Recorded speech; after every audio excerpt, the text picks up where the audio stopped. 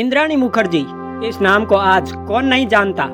अपनी love story के चक्कर में अपनी ही बेटी को मौत के घाट उतारने और फिर उसकी लाश को कहां कहां ठिकाने लगाने के उसके किस्से ने किसी टीवी सीरियल की उस लव स्टोरी को ताजा कर दिया था, जैसा कि अक्सर लोग टीवी के धारावाहिक में देखते ही रहते हैं। ये किस्सा करीब 12 साल पुराना है, जब जमाने के सामने पहली बार रूपसी इंद्राणी मुखर्जी के बजाय एक खतरनाक इंद्राणी मुखर्जी की शक्ल नजर आई थी। इंद्राणी मुखर्जी को पहली बार कानून के शिकंजे में उस वक्त गिरा देखा गया था जब उस पर ऑनर किलिंग का संगीन इल्जाम लगा था। इतना ही नहीं, इंद्राणी मुखर्जी पर सिर्फ अपनी बेटी सीना बोरा के कत्ल का इल्जाम नहीं था, बल्कि जमाने के सामने एक ऐसी भी कहानी आ गई थी जिसमें माँ और बेटी के रिश्ते को लेकर लोगों को सोच में फर्क पैदा कर दिया था। साल 2012 में जब ये सनसनीखेज मर्डर का किस्सा सामने आया तो पूरा देश सन्न रह गया था, क्योंकि हाई प्रोफाइल सोसाइटी में इससे पहले ऐसी कहानी कभी किसी के सामने आते नहीं देखी थी। एक माँ पर अपनी ही बेटी की हत्या जैसी संगीन वारदात का इल्जाम, लेकिन कत्ल के बाद जिस तरह से उसे टुकड़े टुकड़े करवाकर जंगलों में फेंकवाने की बात सामने आई थी, उससे पूरे देश को बुरी तरह झकझोर रख दिया था। क्योंकि ये ऐसा किस्सा था जिसे किस्से और कहानियों तक में तो कोई भी बर्दाश्त कर सकता था, लेकिन असल जिंदगी में अपने आसपास देखना किसी को गवारा नहीं था। लेकिन सबसे हैरानी की बात यह है कि कत्ल के इस मामले में देश की सबसे बड़ी जांच एजेंसी ने भी हाथ डाला। सीबीआई ने भी इस मामले की परत दर परत खंगाली, मगर उसके हाथ भी खाली के खाली ही बने रहे और सीना बोरा को हत्या का सस्पेंस आज तक कायम है। यह शायद देश का इकलौता ऐसा केस है जिसमें पहले दिन से ही सस्पेंस रहा, और सस्पेंस की जितनी परतें इस कहानी में देखने को मिली, उतनी परतें किसी थ्रिलर सीरियल या उपन्यास में भी शायद देखने और सुनने को ना मिलती हो।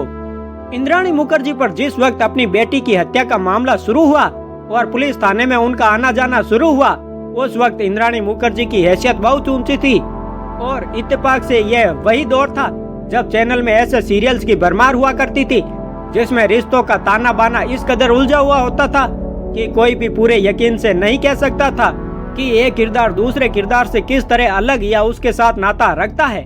इस किस्से की शुरुआत हुई 2 मई 2012 से। तब महाराष्ट्र के रायगढ़ जिले के जंगलों में एक लड़की की आधी जली लाश बरामद हुई थी। आमतौर पर उस जंगल में किसी की लाश मिलना पुलिस के लिए बहुत मामूली और आम जैसी बात थी, लेकिन जब लाश की शिनाख्त का सिलसिला शुरू हुआ तो कहानी के पन्ने पलटने शुरू हुए। असल में उस लाश की हालत इस कदर खराब थी कि उसकी शिनाख्त करना मुमकिन ही नहीं हो पा रहा था। तब पुलिस को फोरेंसिक साइंस के जरिए लाश की पहचान को पुख्ता करने का सहारा लेना पड़ा। अधजली लाश के नमूने इकट्ठा किए गए और फोरेंसिक लैब में भेज दिए गए, और यह मामला कुछ महीनों के लिए मुलतवी हो गया था।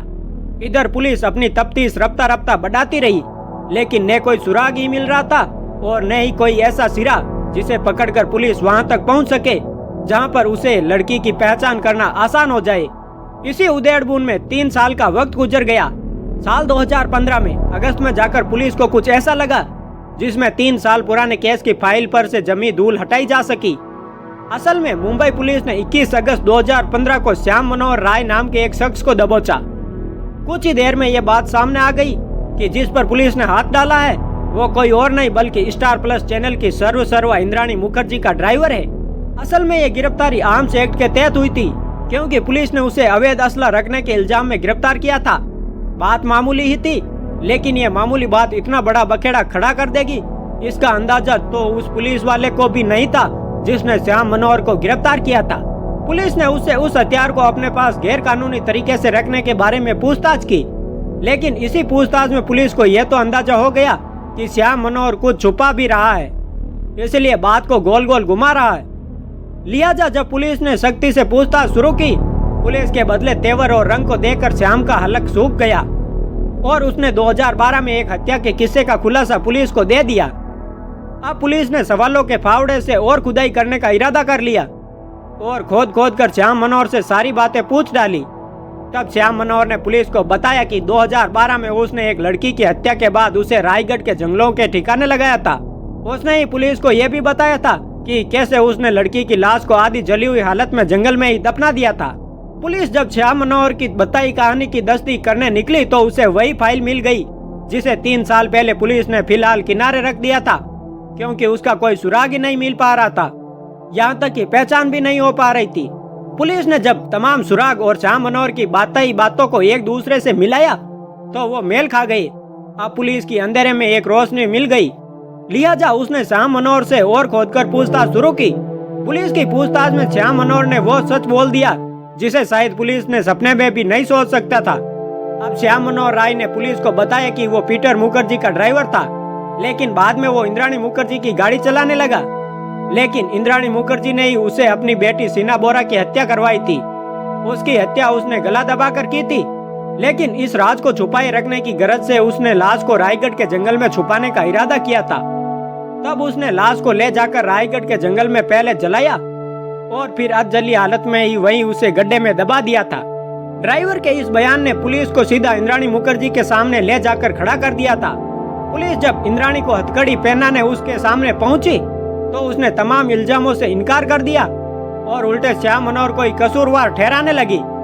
लेकिन पुलिस जब नहीं मानी तो उसने ये कहकर एक नया दाव चला कि सीना असल में उसकी बहन है और वो 3 साल से अमेरिका में रह रही है। इंद्राणी मुखर्जी के पैंतरों का तोड़ पुलिस ने कुछ ऐसे निकाला कि ड्राइवर श्याम मनोहर को ही सामने लाकर खड़ा कर दिया। आमना सामना होते ही इंद्राणी की जुबान हकलाने लगी। अब पुलिस का काम हो गया, क्योंकि इंद्राणी अब पुलिस के सामने टूट चुकी थी और उसने अपना गुनाह कबूल कर लिया। इंद्राणी ने जो कुछ पुलिस को बताया उसके मुताबिक सीना बोरा के साथ उसके ताल्लुक अच्छे नहीं थे। असल में सीना इंद्राणी के पहले पति संजीव खन्ना की औलाद थी और अक्सर दोनों के बीच खूब झगड़े होते थे। झगड़े की वजह थी सीना का बॉयफ्रेंड।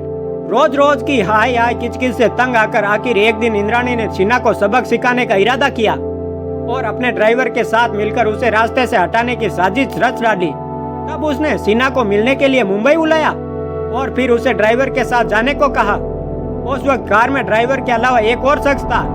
रास्ते में ही ड्राइवर ने सीना को गला दबाकर हत्या कर दी और रायगढ़ के जंगलों में ले जाकर उसकी लाश को पहले जलाया, लेकिन फिर आधी जली लाश को वहां दफना कर लौट आया। इंद्राणी पर शिकंजा कसने के बाद पुलिस ने उनके पति पीटर मुखर्जी को भी सवालों के दायरे में ले लिया। उस वक्त पीटर मुखर्जी टीवी इंडस्ट्री का एक बहुत ही बड़ा नाम हुआ करता था। पूछताछ में ही ये बात सामने आई कि पीटर मुखर्जी और इंद्राणी मुखर्जी दोनों की ये दूसरी शादी थी। पीटर ने इंद्राणी के साथ साल 2002 में शादी की थी, जबकि इंद्राणी उससे पहले अपने कारोबारी पति संजीव खन्ना से दूर हो चुकी थी। हालांकि दोनों की एक औलाद भी सीना बोरा जो उस वक्त अपनी नानी के घर ही रहा करती थी।